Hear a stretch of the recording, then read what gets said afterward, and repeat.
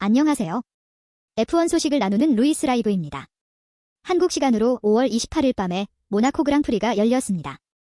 F1의 대표적인 시가지 레이스이자 가장 짧고 좁은 트랙과 끊임없이 이어지는 곡선 주로로 인해 F1 드라이버들마저도 가장 어려워한다는 모나코 서킷.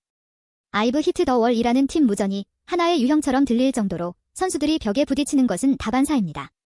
비가 쏟아지거나 사고가 있기 전에는 퀄리파잉에서의 순위가 그대로 본 레이스 순위가 되는 레이스로 유명합니다. 이번 2024 시즌 모나코 그랑프리는 이 명성을 그대로 보여준 레이스였습니다. 첫 번째, 퀄리파잉 리뷰. 1. 퀄리파잉 순위. 먼저 퀄리파잉 순위입니다. 퀄리파잉에서는 샤를 르클레르가 폴포지션을 차지하면서 막스 베르스타펜의 연속 폴포지션 기록을 8번에서 멈추게 했습니다. 오스카 피아스트리가 2위, 카를로스 사인츠가 3위, 랜도 노리스가 4위를 차지해 페라리와 맥라렌의 2파전이 예고되었습니다. 베르스타펜은 벽에서 2cm 차이로 핀포인트 드라이빙을 보여줘 놀라움을 선사했지만 6위로 퀄리파잉을 마감했고 오랜만에 메르세데스가 좋은 퍼포먼스를 보여주며 러셀이 5위, 해밀턴이 7위로 퀄리파잉을 마쳤습니다. 2위의 세 번째 도전, 샤를 르클레르. 2021-2022 시즌에 연속으로 폴 포지션을 차지했으나 우승을 차지하지 못했던 샤를 르클레르가 3수 끝에 레이스 우승을 차지할 수 있을지 기대 반 걱정 반으로 지켜보는 팬들이 많았습니다. 3. 충격의 Q1 탈락, 페레즈와 알론소. 레드불의 세르지오 페레즈와 에스턴 마틴의 페르난도 알론소는 각각 18위와 16위로 Q1에서 탈락하며 충격을 주었습니다. 4. 레드불의 부진.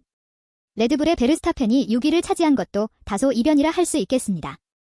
그간 고속 서킷뿐만 아니라 거의 모든 서킷에서 강점을 보여온 레드불은 추월이 힘든 모나코 서킷에서 각각 6번, 18번 그리드에서 출발하며 어려운 레이스가 될 것을 예고했습니다.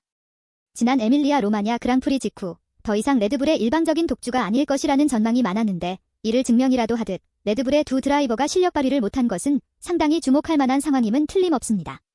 두 번째, 레이스 리뷰. 1. 레이스 스타트 레드 플래그. 앞서 말씀드린 대로 모나코 서킷에서의 순위 변동이 일어날 수 있는 변수는 비가 오거나 아니면 세이프티카 상황이 나오는 것입니다. 날씨는 더할 나위 없이 화창했으니 사고가 일어나느냐가 가장 중요한 관전 포인트였습니다. 드라이버들도 이를 의식했는지 스타트 직후 사력을 다해 순위를 조금이라도 끌어올리려 했었고 이 과정에서 대형 사고가 발생합니다. 15번 그리드에서 출발했던 케빈 마그누센이 18번 그리드에서 좋은 스타트로 앞서가던 페레즈의 안쪽을 공략하다가 페레즈의 리어 타이어와 충돌이 일어났고 페레즈의 차가 크게 회전하면서 12번 그리드에서 출발에 앞서 있던 니코 훌켄버그의 차와 다시 충돌합니다. 충격이 얼마나 컸던지 베리어가 너덜너덜해질 정도로 파손되었고 결국 레드 플래그가 나오면서 부서진 차량과 잔해 그리고 베리어 수리를 위해 경기가 30분 가까이 지연되었습니다. 재밌는 것은 20번 그리드에서 출발한 저우관유는 사고 지점 뒤에 있었지만 지나치게 느린 스타트로 인해 사고를 면했다는 점입니다. 이때까지만 해도 어쩌면 이번 모나코 그랑프리가 다수의 변수가 나오는 박진감 넘치는 그랑프리가 될지 모른다는 기대가 있었습니다. 하지만 이게 끝이었습니다. 후위에서 2번 정도의 추월이 있었지만 선두권은 별다른 변수가 없었습니다. 3. 흥미로웠던 지략 싸움. 그렇다고 아예 재미가 없었던 것은 아닙니다. 야구로 치면 0대0 상황이 이어지는 치열한 투수전을 보는 기분이었습니다. 점수가 나지 않으면 재미없다고 하는 사람도 있지만 0대0, 1대0의 투수전은 또 그 나름대로 명승부인 것처럼 레이스에서 추월이 쉽게 일어나지 않는다고 해서 결코 루즈한 레이스는 아니었습니다. 무엇보다 타이어 운용에서 F1 팬들에게 흥미를 안겨줄 만한 상황이 펼쳐졌습니다. F1 규정상 각 팀은 레이스에서 소프트, 미디움, 하드 타이어 3종류의 타이어 중 반드시 2가지 종류 이상의 타이어를 사용해야 합니다. 이 말은 모든 드라이버들은 최소 한 번은 피트인을 해야 한다는 말인데 이번 모나코 그랑프리의 경우 레이스 스타트와 함께 오프닝 랩에서 나온 레드 플래그로 인해 피트로 복귀했기 때문에 이때 타이어를 교체하면 이 규정을 충족하게 됩니다. 가뜩이나 추월이 어려운 서킷인데 남은 랩 동안 타이어 교체 없이 달릴 수 있게 된다면 오히려 피트인한 차량이 손해겠지요. 재출발한 차량 16대 중 10대는 피트스탑 없이 경기를 마쳤습니다. 또한 1위와 2위, 3위와 4위 간의 전략 싸움이 흥미로웠습니다. 타이어 교체 시기와 관련해 서로 눈치를 보며 전략적인 팀 무전을 날리는가 하면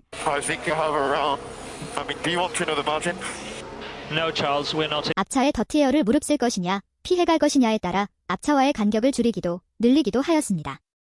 또한 3, 4위 싸움에 영향을 주기 위해 르클레르가 의도적으로 페이스를 늦추는 등 순위의 변동은 없었지만 두뇌 싸움은 무척 흥미로웠습니다. 4. 징하다 징해 모나코 서킷. 그러나 역시 모나코 서킷이었습니다. 다른 트랙 같았으면 당장에 추월이 일어날 것 같은 시간차에도 추월할 수 없었고 결국 75번째 모나코 그랑프리는 모나코에서 나고 자란 샤를 르클레르가 1위로 체커기를 받았습니다. 2위는 피아스트리, 3위는 사인츠가 포디움에 올랐습니다. 6번 그리드에서 출발한 베르스타펜은 최종 6위로 들어와 모나코 서킷이 얼마나 추월이 어려운지를 간접적으로 증명했습니다.